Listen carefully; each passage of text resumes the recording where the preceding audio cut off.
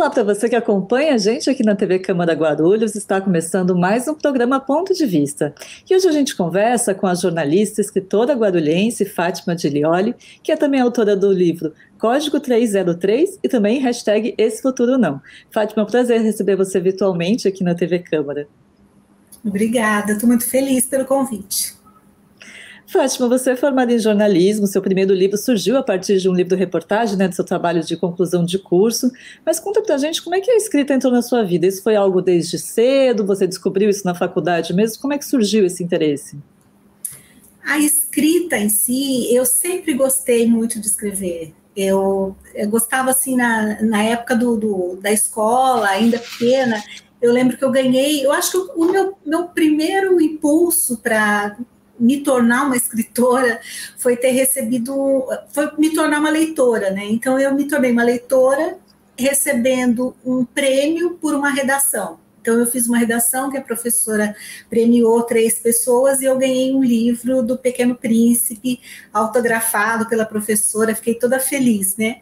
Então aquilo já me deixou uma sementinha ali que eu gostava, que eu queria ler, eu queria conhecer mais livros, e comecei a ler e comecei a querer escrever também. Então eu sempre gostei muito dessa matéria na escola, né, do português, de aprender a como escrever. Depois fui para o jornalismo, fiquei dividida entre letras e jornalismo, acabei indo para o jornalismo mesmo, e eu acho que o jornalismo te impulsiona, né, a sempre escrever um texto legal e tal, e eu acabei me voltando para primeiro reportagem, depois a ficção.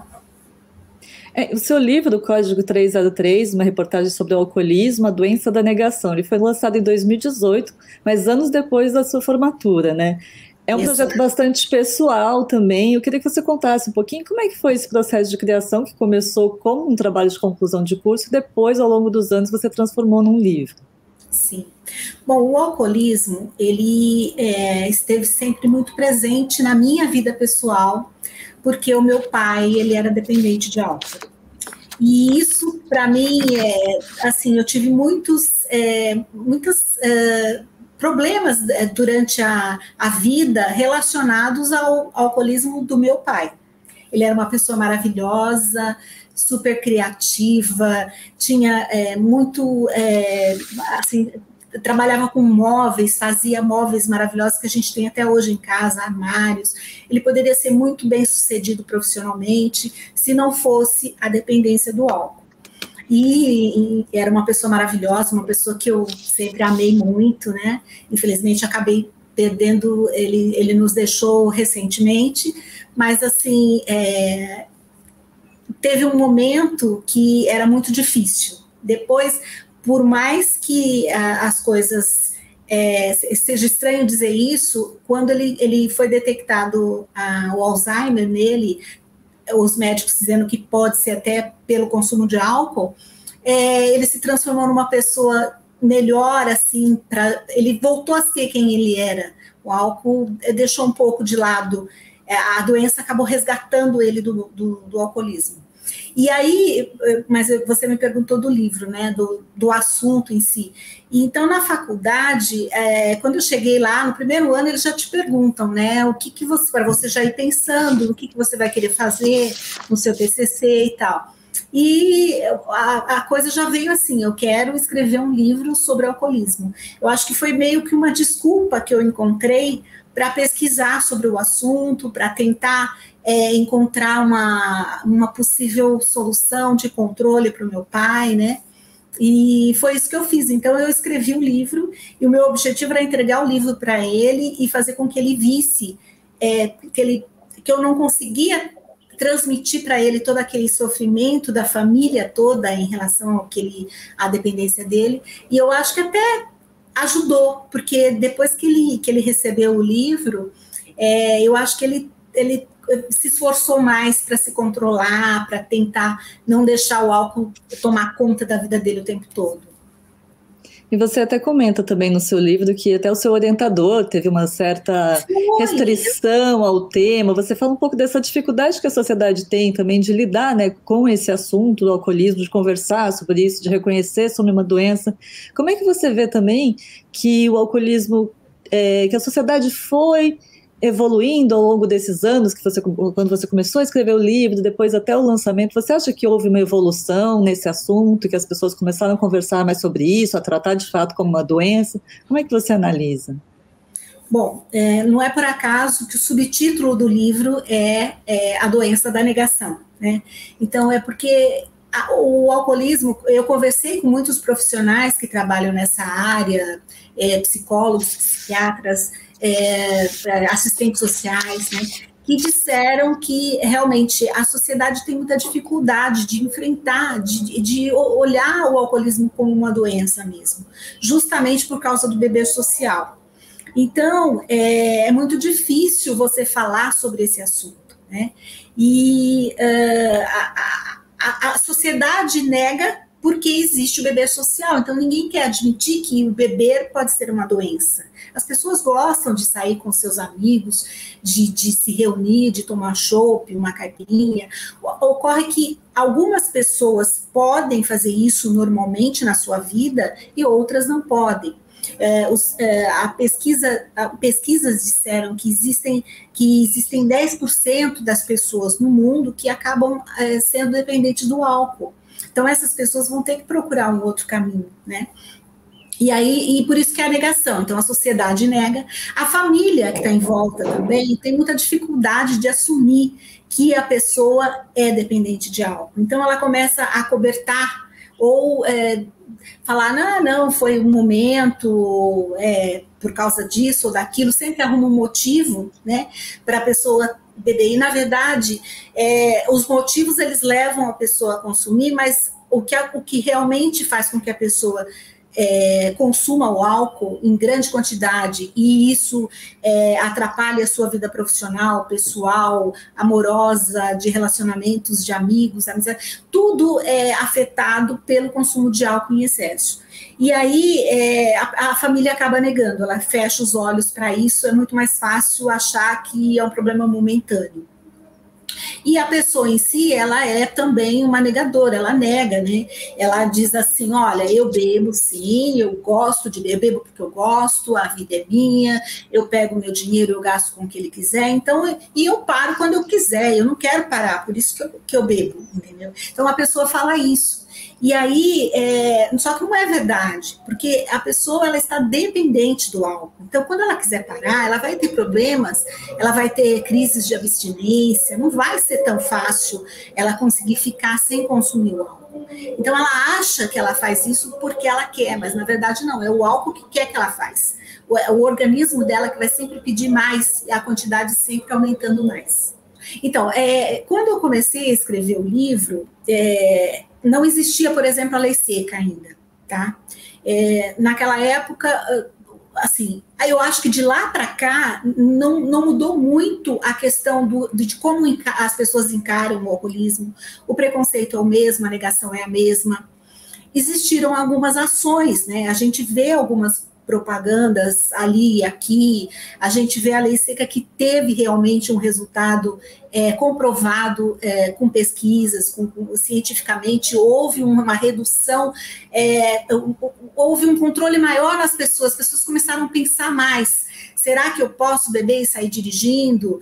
O que vai acontecer comigo? Eu vou provocar um acidente? Eu vou tomar uma multa? Então, isso ajudou bastante. Só que, assim, isso ficou no tempo e eu acho que a gente está tão envolvido com outros problemas que a gente não percebe que o alcoolismo continua aí e afetando as pessoas da mesma forma que afetava no passado e levando as pessoas a fazerem coisas que elas não fariam se estivessem sóbrias. Né? Então, toda vez que eu vejo, que eu assisto no noticiário um caso de feminicídio, por exemplo, ou uma violência contra qualquer ser humano com arma de fogo ou com outro tipo de arma, eu fico pensando, será que tinha álcool envolvido? É a primeira coisa que me vem na cabeça, álcool ou drogas.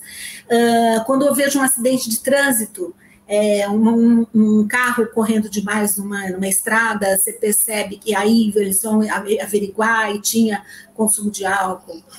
Quando eu vejo uma pessoa sendo atropelada na calçada, ou numa passarela, ou no espaço que ela teria para atravessar a rua e depois ela é atropelada. Então, assim, a gente vê isso muito, né? E a gente vê que as pessoas ainda continuam fazendo isso e muitas vezes, na maioria das vezes, há envolvimento com o consumo de álcool. No meu livro eu cito uma pesquisa daquela época ainda que fala que nos hospitais 40% dos atendimentos com acidentes e traumas, né, qualquer tipo de trauma, de violência e tal, 40% tinha envolvimento com álcool. Então isso só pode ter, eu acho que aumentado, né, porque as coisas vão mudando, as pessoas vão adquirindo mais o hábito de beber, então isso fica, infelizmente não existe um retrocesso no problema. Eu acho que a gente tem que encarar mais, a negação continua, então enquanto a gente continuar negando e não encarando de frente, vai ser mais difícil a gente conseguir combater. Fátima, agora essa foi a sua primeira experiência, né, na literatura, surgiu de um livro-reportagem, mescla bastante depoimentos com dados científicos, é bem jornalística, né? E aí você já comentou até que depois você foi para a ficção, né? Você lançou também, acho que em 2020, né, o livro #Esse Futuro Não, que é uma distopia sobre o Brasil em 2040. Dá uma prévia para a gente, assim, um resuminho, uma sinopse do que é o livro. Bom, eu sempre me preocupo muito com questões ambientais, com tudo que a gente está vivendo hoje, tanto a ameaça à democracia, toda essa questão de as armas, o uso indiscriminado de agrotóxicos, o problema da água, que a gente sabe que está ficando cada vez mais escassa, tudo isso sempre me preocupou muito. E aí eu peguei tudo isso e coloquei, eu imaginei o Brasil, o mundo em 2040, e ele começa com uma jovem estudante de biologia, de 18 anos, que acorda de repente sem conseguir ouvir ou falar. E aí, eu vou contando a história, ela vai atrás, descobrir o que é que está acontecendo com ela, qual é o motivo desse problema dela, e aí, mostrando essa trajetória dela para descobrir o que estava acontecendo, eu vou mostrando o mundo em 2040, que infelizmente tem os nossos problemas de hoje ampliados, não é? Escassez de água, escassez de alimento, poluição exagerada, a floresta amazônica 50% derrubada, tudo muito difícil, né? E estamos vivendo em 2040 uma nova ditadura. Os livros são proibidos. Eu me lembrei daquela cena que existe no filme da menina que roubava livros, no livro também, que aconteceu na época do nazismo, que eles fizeram uma fogueira de livros mesmo, e aquilo ficou na minha cabeça, então eu coloquei isso no meu livro, só que na verdade eles coletam os livros, proíbem os livros, porque os livros incentivam as pessoas a pensarem, então eles proíbem os livros e colocam os livros em praça pública, as pessoas são obrigadas a entregar seus livros, e esses livros, o mundo está atravessando problemas de escassez de energia, eles vão para uma usina de carvão, né, para ser transformado em energia, a queima deles. Então, é mais ou menos isso, né? Então, a história dela vai se misturando com a história do país e do mundo. Tá certo, Fátima, a gente vai fazer um pequeno intervalo, mas daqui a pouquinho a gente fala um pouco mais sobre esse futuro não, sabendo também como é que foi a recepção do público. Então, não saia daí, daqui a pouco a gente volta conversando com a escritora e jornalista Fátima Gilioli.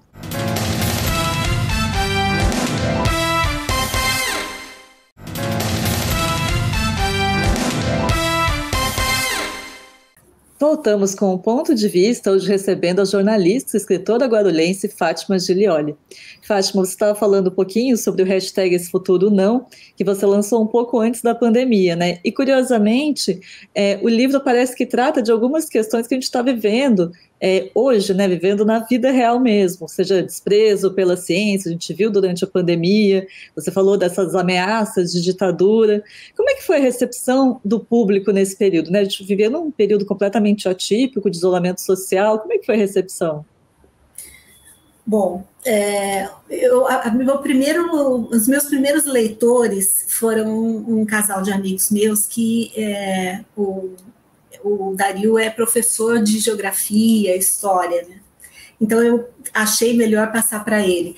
E assim, a opinião que ele me deu foi que o livro poderia ser utilizado em escolas. Por quê? Porque eu cito acontecimentos históricos, por exemplo, eu falo sobre o dia D, por exemplo, né? Então eu coloco como no livro, eu não posso falar porque senão vou dar spoiler, mas assim, como o dia D e tal. Então, assim, vai fazer com que o aluno pesquise, será que aconteceu isso realmente na história e tal? Então, eu acho legal isso. E muitos professores que leram o livro disseram isso, que ele poderia ser utilizado em escolas. E as pessoas dão esse retorno porque elas dizem o seguinte, que assim, o livro, elas percebem a jornalista escrevendo essa história, né? Eu não consigo dissociar o texto demais para a ficção, eu misturo um pouco, né? Então eu me baseei em notícias de jornal para fazer alguns capítulos também. Então fica uma mistura assim, né, de texto jornalístico com ficção. E as pessoas dão um retorno muito bom, porque elas falam, poxa, realmente, você escreveu uma novela que se passa em 2040, mas a gente está vendo muita coisa do que está acontecendo hoje, né? Então, faz a gente refletir sobre o que a gente pode fazer para modificar isso, principalmente na questão ecológica, né, do ambiente, o que a gente pode fazer em relação a isso. Então, o objetivo é esse, hashtag esse futuro não, a gente não querer esse futuro para nós, a gente querer fazer ações agora, principalmente próximo das eleições, pensar o que a gente vai fazer com tudo o que está acontecendo, o que a gente quer para o nosso Brasil e para o mundo. E esse ano você participou também da Bienal do Livro de Guarulhos. Como Sim. É que foi ter esse contato mais próximo, né, com os leitores? Então, é uma felicidade, né, porque eu tive o prazer de participar da primeira Bienal, ainda, só que eu não tinha o hashtag Esse Futuro Não escrito ainda. Foi quando eu participei da Bienal, só tinha primeiro o Código 303.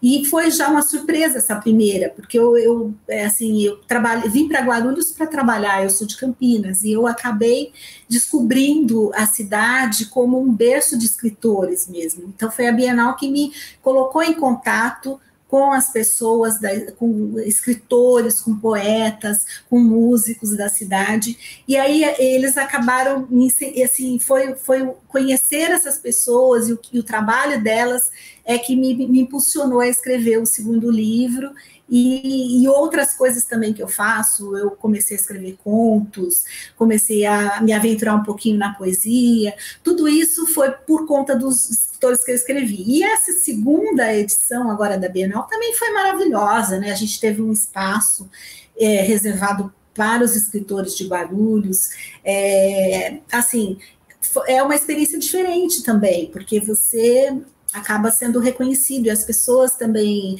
da cidade não sabem da quantidade de escritores que tem aqui e tal, e a variedade de gêneros também. Então é uma alegria muito grande. Eu fiquei muito feliz, comprei muitos livros, e eu acho que Guarulhos é um ponto muito positivo para a cidade fazer essa Bienal aqui. E uma coisa que é curiosa também, que uma pesquisa, Retratos da Leitura no Brasil, que foi publicada em 2020, mostrou que teve uma queda bastante grande de leitores entre 2015 e 2019. Mas com a pandemia e com o período de isolamento, as pessoas voltaram a consumir livros, né? Já teve cerca de 30% de aumento de compra de livros, nas vendas de livros, mesmo com relação a 2020. Você tem observado também esse movimento, até na Bienal, que muita gente visitou? Você vê esse movimento também das pessoas voltando à leitura? Olha, assim, eu acho que as pessoas, elas estão ligadas em todos os meios de comunicação que existem, né? O livro, ele às vezes ele é redescoberto, principalmente pelos jovens. Então, eu acho que realmente as pessoas, eu sinto que as pessoas têm se empenhado para fazer várias coisas, e a gente tem muita oferta de informação de todos os lados, mas que existe as pessoas que percebem, que são picadas ali pelo bichinho da leitura, e elas começam a gostar disso, e eu acho que o que a gente está vivendo pode ter esse ponto positivo, sim. Eu vejo isso como uma coisa positiva vinda de uma pandemia, que é uma coisa negativa.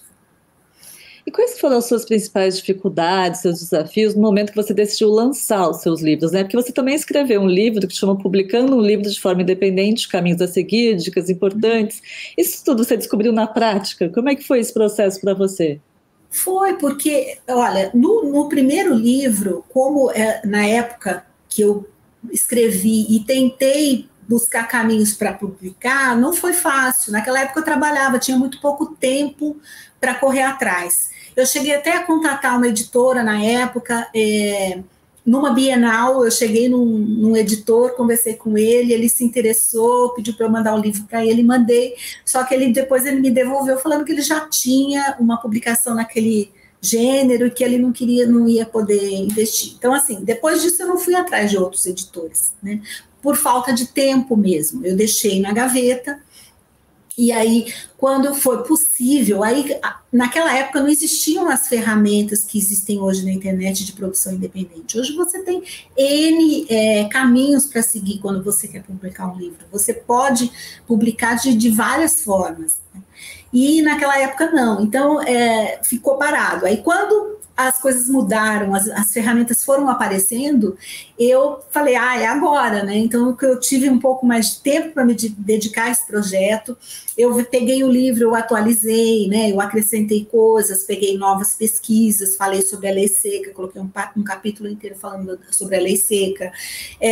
O que mais que eu fiz? Eu coloquei o meu depoimento, que eu não tinha colocado ainda. São 7 depoimentos. Então, o que aconteceu? Eu percebi que eu podia fazer, eu podia publicar o meu livro de qualquer forma. Naquela época eu ainda não pensava em me tornar uma escritora, mas eu queria fazer com que esse livro chegasse nas pessoas que realmente precisam conhecer um pouco mais a doença. E aí eu peguei uma plataforma de publicação independente e fiz tudo lá. Até a capa do livro fui eu que fiz. Eu fui até um bar que o meu pai frequentava, que ficava na frente do condomínio onde ele morava, e bati uma foto lá. Então, a capa eu acho que fica muito legal, tenho muito carinho por ela também. Então, assim, eu fiz tudo. Eu fiz a edição, a diagramação do livro. Ele, assim, é lógico que um editor olha para ele e fala, realmente, ele percebe que foi feito por mim, né? Porque eu não coloquei profissionais. Mas, ao mesmo tempo, eu acho que o resultado geral foi bom, né? A saída desse livro é muito boa, as pessoas gostam de... Assim, quem precisa conhecer, e se tem contato com o livro, vai lá e compra porque quer, entendeu? Às vezes eu também eu faço palestras, então eu distribuo livros, às vezes sorteio e tal. Então, assim, eu aproveitei as ferramentas que foram aparecendo. E aí eu conheci também, eu pesquisei, esse daqui foi pela PS, daí tem outras, tem o Eclap, tem a Amazon. A Amazon eu aprendi a trabalhar com a ferramenta da Amazon e coloquei o meu e-book primeiro, o hashtag Esse Futuro Não, eu coloquei o e-book, porque você precisa trabalhar com todas as linguagens hoje, né? Tem muita gente que lê e-book. Então eu coloquei, e aí esse livro que eu publiquei, com o título de produção independente, né? Eu fiz como exercício de um workshop que eu fiz falando sobre isso, para alertar as pessoas que, se elas querem, que existem N possibilidades. É lógico que você pode ter a sorte de conseguir uma editora que realmente queira publicar o seu livro, né? Sem que você tenha que despender uma quantia, porque não é uma coisa barata publicar um livro. Então, você pode ter a sorte de conseguir que uma editora goste do que você escreveu e invista nele.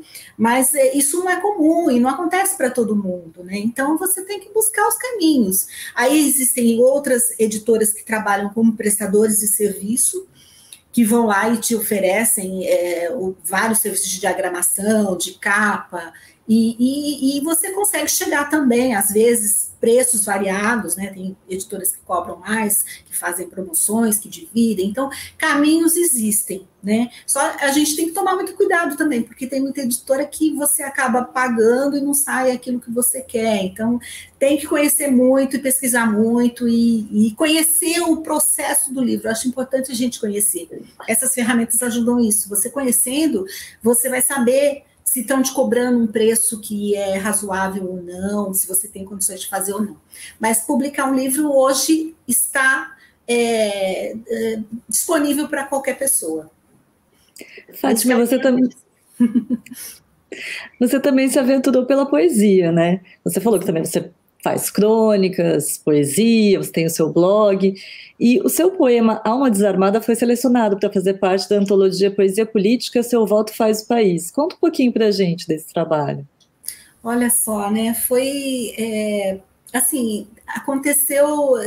vão acontecendo várias coisas que vão te deixando animada e feliz para continuar nesse caminho, né? Esse foi um dos casos, né? Eu tinha essa poesia que eu já escrevi há algum tempo, mandei de vez em quando eu vejo concurso, eu vou lá e mando, né? E eu fico muito feliz quando tem um resultado desse, né? Eu também tive uma outra poesia publicada no Prêmio Ranalli de Literatura, aqui de Guarulhos. Então, isso me mostra que eu estou no caminho certo, não que eu tenha virado uma poetisa, uma poeta de uma hora para outra. Eu acho que eu estou no caminho do aprendizado ainda. Então, eu fico muito feliz com esse resultado. E você também participou da Feira do Livro no Pacaembu, com um grupo de mulheres escritoras. Fala um pouquinho sobre isso. Você acha que ainda também é um setor muito dominado por homens, as mulheres são menos lidas, é preciso ter mais oportunidade?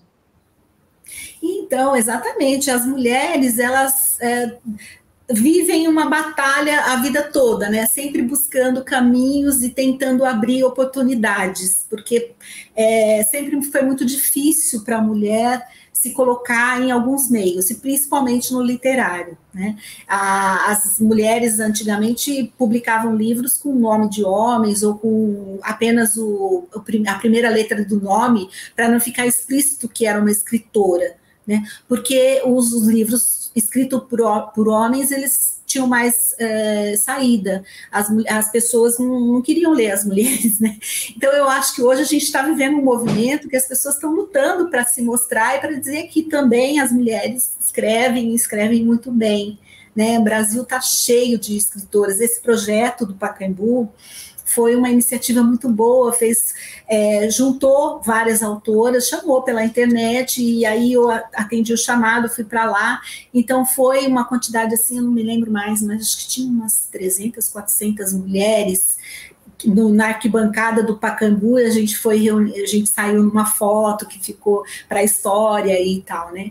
Então, assim, não foi só em São Paulo, elas fizeram um movimento em várias cidades do país. E eu acho isso maravilhoso, é incrível, né? Porque mostra, e não era todo mundo ali que estava ali, que era todas as escritoras que estão atuando, não foi todo mundo. Então, quer dizer, a quantidade era grande, mas tem muito mais mulheres escrevendo, e eu acho isso maravilhoso. Fátima, nosso tempo já está se esgotando, queria agradecer muito a sua participação e pedir para você deixar alguns dos seus contatos, do seu blog, divulgar um pouquinho do seu trabalho e falar se tem alguma coisa que você está planejando para um futuro próximo que você queira divulgar, fica à vontade. Obrigada. Fico muito feliz mesmo. Estou muito feliz de estar participando. É uma oportunidade muito grande falar sobre o trabalho da gente, né? Eu tenho um blog que eu chamo vamoscomentar.com, blog.com, do blogspot.com, desculpa. Vamos comentar blogspot.com. É um blog simples que eu mesma fiz, e eu publico lá alguns contos, algumas crônicas, que eu gosto muito de escrever crônicas sobre coisas que estão acontecendo, que eu observo, eu vou lá e escrevo. Quando a gente tem um encontro, hoje nós vamos fazer um encontro de escritores online, que a gente faz de vez em quando, então o pessoal discute sempre um tema, então depois eu pego tudo que foi falado e coloco no blog também. Eu acho que fica um conteúdo bem interessante. Então, eu atuo nas redes sociais, sempre, assim, qualquer rede social que procurem com o meu nome vão encontrar. Fátima Gilioli, no Twitter, no Instagram, no Facebook, qualquer rede, eu sempre coloco o meu nome, no YouTube. Então, assim, eu tenho muita coisa que eu vou publicando porque eu gosto, e eu gosto de chegar nas pessoas, muita coisa sobre os meus livros, que eu gosto de falar também, e sobre assuntos da atualidade. Sobre projeto, eu comecei a participar de umas aulas com um professor de gêneros literários, mais voltado para crônicas e contos, né? E a gente é uma pessoa muito legal, uma pessoa amiga, o professor Alaércio Zamunera, ele é escritor também, tem vários livros publicados. E aí juntamos um grupo de mulheres, né? E começamos a ter aula com ele. E dessas aulas a gente escrevia contos, né? Tipo um workshop mesmo, para ele avaliar se estava dentro daquele gênero ou não. E a gente foi ver, na hora que a gente viu, a gente já tinha vários contos escritos. Então, a gente está com o projeto de lançar um livro, né, com essas meninas. Nós somos em 5. E aí vai ter uma publicação com vários contos de vários gêneros. Vai ser um livro assim meio de contos e meio um pouquinho, uma pegada um pouquinho didática, porque antes de cada conto a gente vai falar sobre o gênero. Então a gente vai resumidamente dizer o que é a crônica, o que é um conto fabuloso, o que é um conto de fadas, o que é um realismo mágico. Então vai ser bem interessante, eu acho, que esse projeto. A gente está fazendo, ainda está no forno. Tá certo. Então, obrigada, Fátima. Foi um prazer ter você aqui com a gente. Eu que agradeço. Bom, esse foi o nosso ponto de vista de hoje, que soube um pouquinho mais da história dessa jornalista e escritora Fátima Gilioli. Muito obrigada pela sua audiência. A gente se vê no próximo programa. Até mais.